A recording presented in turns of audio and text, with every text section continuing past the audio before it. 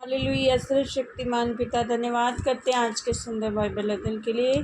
खुदावन हर एक को बड़ी बरकत दे, आशीष कर पिता यीशु नाम से मांगते हैं, आमीन। हम पढ़ेंगे दूसरा शमूएल 17 अध्याय। फिर अहीतोपेल ने अबशलोम से कहा, मुझे 12,000 पुरुष छांटने दे और मैं उठकर आज ही रात को दाऊद का पीछा करूँगा।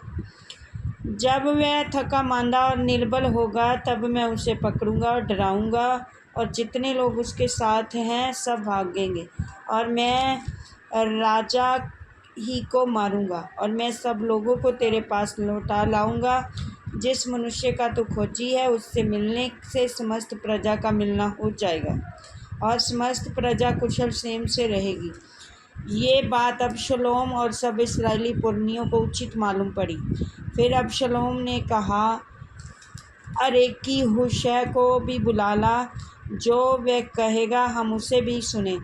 जब हुशी अबशलोम के पास आया तब अबशलोम ने उससे कहा, अहीतोपेल ने तो इस प्रकार की बात कही है, क्या हम उसकी बात माने कि नहीं? यदि नहीं तो तू कह दे। हुशै ने अबशलोम से कहा, जो सम्मति अहीतोपेल ने इस बार दी वह अच्छी नहीं। फिर हुशै ने कहा, तू तो अपने पिता और उसके जनों को जानता है, वह शूरवीर है और बच्चा छीनी हुई रिछनी के समान क्रोधित होंगे। तेरा पिता योद्धा है और अन्य लोगों के साथ रात नहीं बिताता। इस समय वह किसी गदहे या किसी दूसरे स्थान में छिपा होगा। जब इनमें से पहले ही आक्रमण में कोई मारे जाएं, तब इसके सब सुनने वाले कहने लगेंगे, अबशलोम के पक्ष वाले हार गए। तब वीर का हृदय जो सिंह का सा होता है, उसका भी साहस टूट जाएगा। समस्त इस्राएल जानता है तेरा पिता वीर है और उसके संगी बड़े योद्धा हैं। इसलिए मेरी सम्मति यह है कि दान से लेकर बेतशेबा तक रहने वाले समस्त से इस्राएली तेरे पास समुद्र तीर के बालू के किनकों के समान इकट्ठे किए जाएं कि तू आप ही युद्ध को जाए। इस प्रकार जब हम उसको किसी न किसी स्थान में जहाँ वह मिले या पकड़ेंगे, तब जैसे ओस भूमि पर गिरती है वैसे हम उस पर टूट पड़ेंगे। तब ना तो वह बचेगा, ना उसके संगियों में से कोई बचेगा। यदि वह किसी नगर में घुसा हो तो सब इस्राएली उस नगर के पास रस्सियाँ ले आएंगे और हम उसे नाले में खींचेंगे, यहाँ तक कि उसका छोटा सा पत्थर भी न रह जाएगा।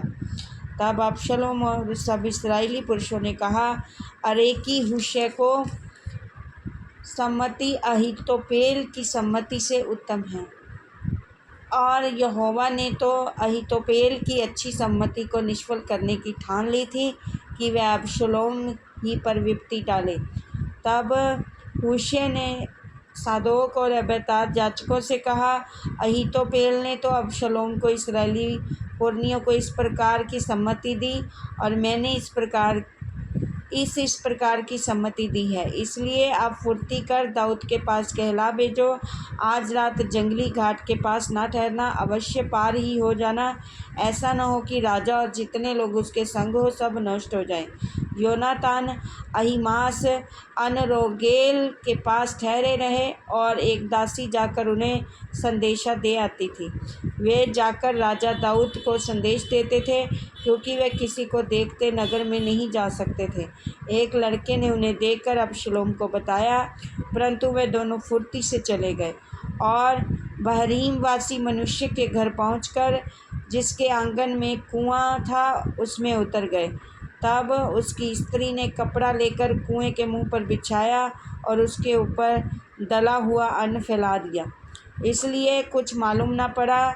जब अबशलोम के सेवक उस पर से उस स्त्री के पास जाकर कहने लगे, अहीमास और योनातान कहाँ हैं? तब उस स्त्री ने उनसे कहा, वे तो उस छोटी नदी के पार गए। तब उन्होंने उन्हें ढूंढा और ना पाकर यरूशलेम को लौटे।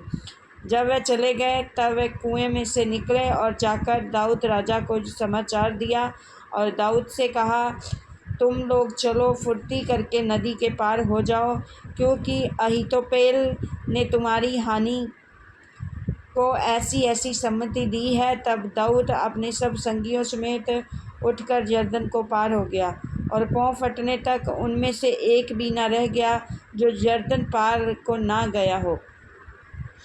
जब अहीतोपेल ने देखा मेरी सम्मति के अनुसार काम नहीं हुआ, तब उसने अपने गदहे पर काठी कसी और अपने नगर में जाकर अपने घर में गया और अपने घराने के विषय जो जो आज्ञा देनी थी वह देकर अपने को फांसी लगा ली और वह मर गया और उसके पिता के कब्रिस्तान में उसे मिट्टी दे दी गई।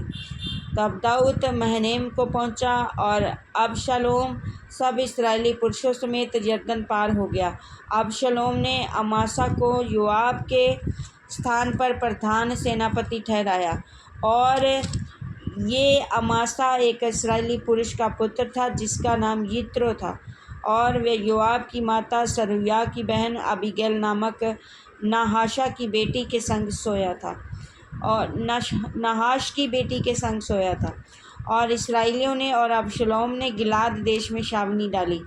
तब दाऊद महनैम में आया और तब अम्मोनियों के रब्बा के निवासी नहाश का पुत्र शोबी और लोदबरवासी अमीएल का पुत्र माकीर और रोगलोमवासी गिलादी बिजेल चारपाइयाँ, तसले, मिट्टी के बर्तन, गेहूँ, जौ, मैदा, लोबिया, मसूर, भुने दाने, मक्खन, मधु, मक्खन, भेड़ बकरियाँ और गायें के दही का पनीर दाऊद और उसके संगियों के खाने को ये सोचकर ले आए कि जंगल में वे लोग भूखे प्यासे और थके मांदे होंगे। इस वचन के द्वारा आपको ब्लेस करेंगे। आमीन। सबको जय मसीह।